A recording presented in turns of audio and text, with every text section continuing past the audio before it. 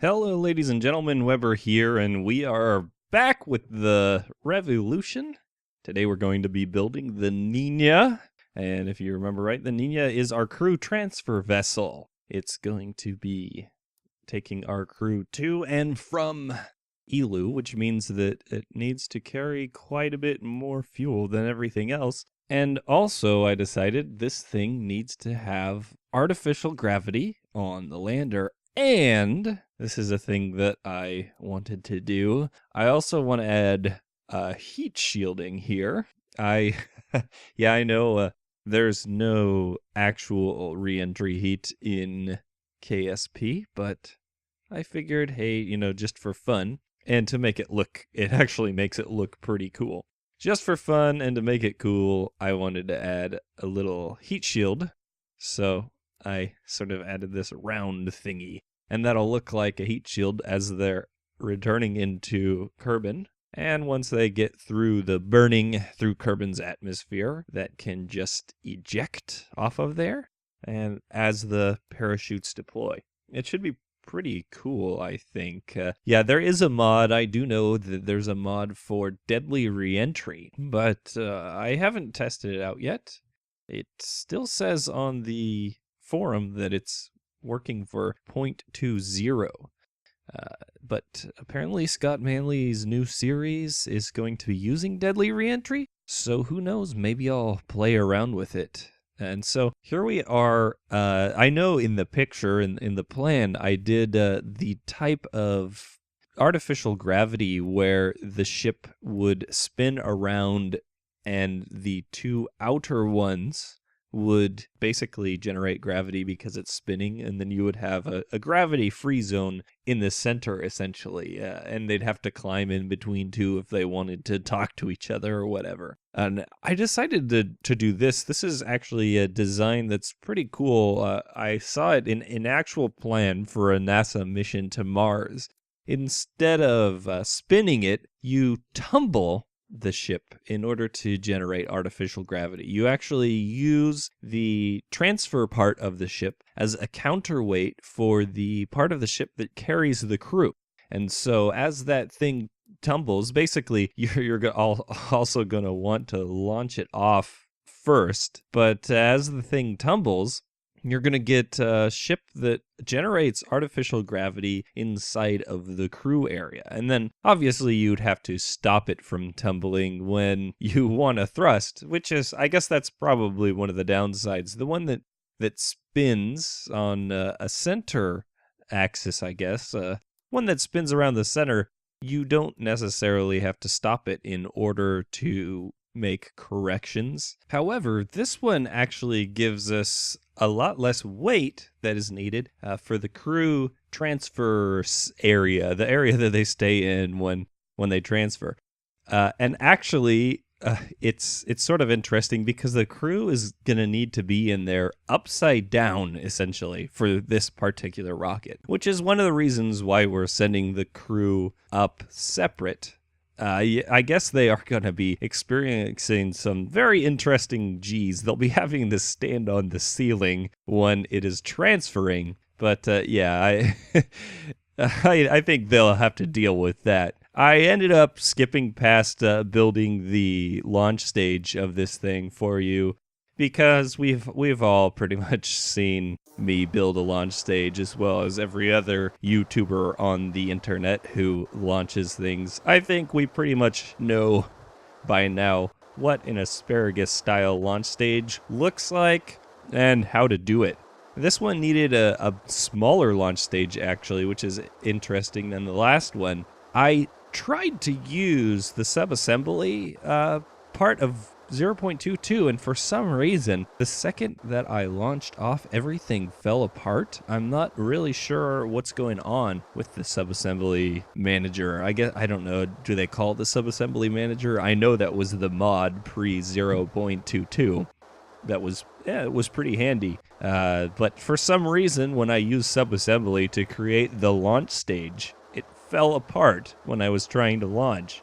Pretty much just exploded on the launch pad. Wasn't really that interesting, so I ended up having to go back and build a new one. I'm not really sure what's going on. I'll have to fix it, and maybe we'll be checking out a working sub-assembly for this thing in the future, and so it'll be a lot quicker, and I won't have to skip the video forward and make you feel like you missed something. But basically, if sub-assembly was working, I would have just pulled it on and dropped it on there, and that's all you would have seen anyways. So yeah, just know that you're not really missing much. So this thing, it's actually taken off pretty slow. For this new one, I didn't use the large Rockomax engines. I used the skipper engines because the weight wasn't quite as much. And you know, the skipper engines, even though they have a lower thrust to weight ratio, as long as your thrust to weight ratio for the entire ship is above 1, you really don't have to worry about it. Yeah, if you're getting up to your final stage of the transfer and it's below 1, yeah, it can be, yeah, that you're probably not going to get in orbit. But as long as you stay above 1, you're going to have a bit of a slower launch, but that doesn't necessarily mean that you're not going to be able to get the maximum efficiency out of it. Definitely keep an eye on your Delta V stats that Mechjeb is giving you if you're using Mechjeb, and always make sure that your at-mode Delta V adds up to 4,500. That's yeah, I said that in the last video, and I really can't stress that enough. It's it seems to be perfect. If I get it on 4,500, I get that thing out there every single time. And by every single time, I mean most of the time, because of piloting errors, or just sometimes the stage that I'm trying to get into orbit isn't quite stable enough to make it.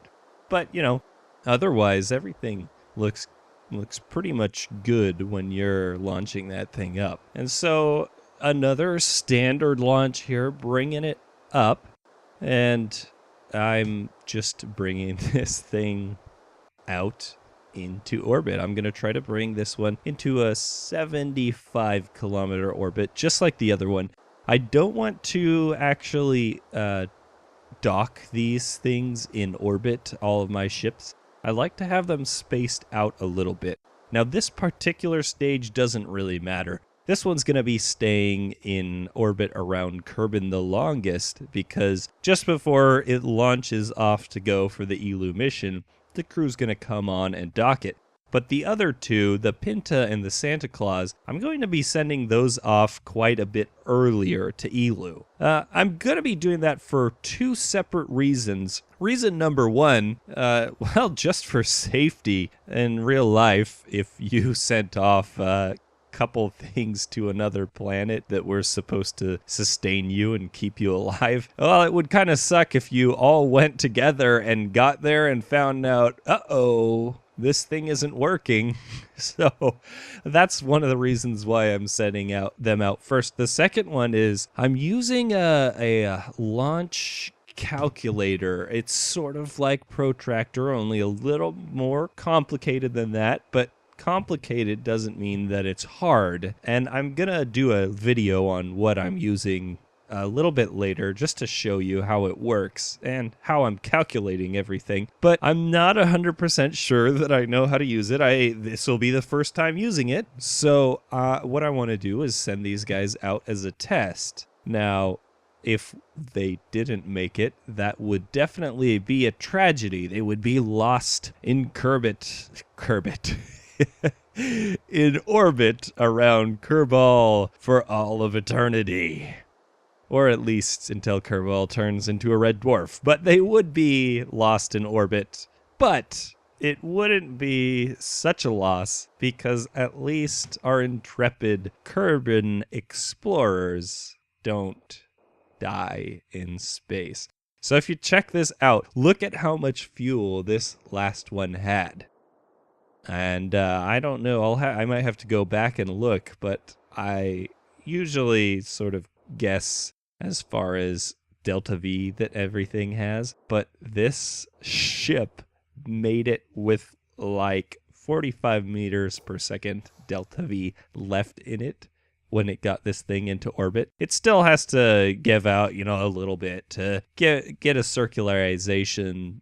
Essentially, we're gonna burn for circularization, but it's really quite astounding that this ship essentially just made it into orbit. That's about as efficient as it gets, ladies and gentlemen. Yeah. Again, 4,500, that's about what you're shooting for. If you go a little under, a little over, it's not a huge deal. But that's one of the things when I'm working on the stage, the series where I'm doing the career mode. It's one of the most, I guess, annoying things for me is I don't know how much delta V my craft has. I guess I could do the real math for it other than having Mechjeb for that, but hey, I'm sort of lazy. So here we are. This is how this thing is going to generate artificial gravity. And it doesn't actually have to spin that fast, but this should give us about enough artificial gravity to make our crew comfortable. They should be able to walk around just like they're on Kerbal. Now, they won't be playing basketball or anything like that because, those things tend to work differently. If you don't know what I'm talking about, look it up on Wikipedia. I believe Wikipedia has a very nice graphic about how balls, like if you're throwing things, work in artificial gravity like this. They don't work the same as they would on an actual gravity planet. So here it is, the spinning thing, and I actually think this is pretty cool. So with that, I will catch you guys later. Thanks for watching. I'm Weber, and as always, stay entertained.